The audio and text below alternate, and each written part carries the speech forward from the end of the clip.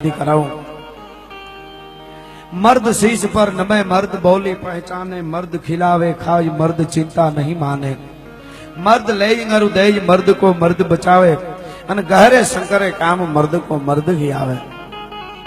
अने राजपूतो माटे क्षत्रियो माटे हमारा पिंगलसिंह बापू लखे छे, राजपूत कोने कहेवाय? धरा शीश सो धरे मरे पण खेद न मूके। અને હું ચારણ તરીકે આવ્યો છું, મને કોઈ પૂછે કે રાજપૂતની ઓળખાણ શું?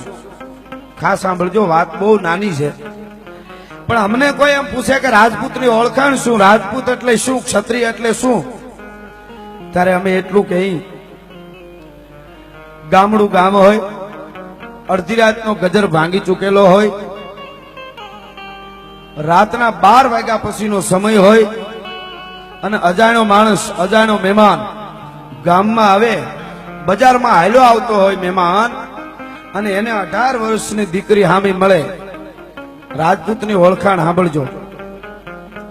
કોઈ મહેમાન અજાણ્યો આવે અને 18 વર્ષની દીકરી હામી મળે, અને ઈ દીકરીને મહેમાન જોઈને રાતે 12-1 વાગે એમ કે, બેન દીકરી બેટા અત્યારે આ રાત છે અને એકલી બજારમાં હાલી જાશો બેટા?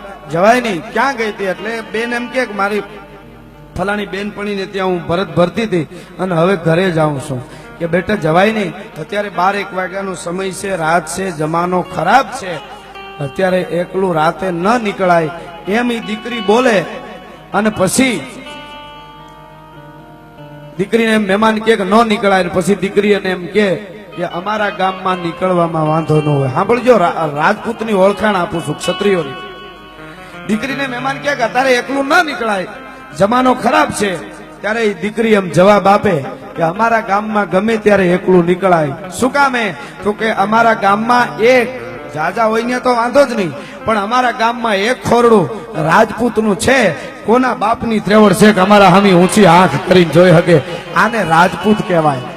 ધરા શીશ તો ધરે મરે પણ ખેદ ન મૂકે.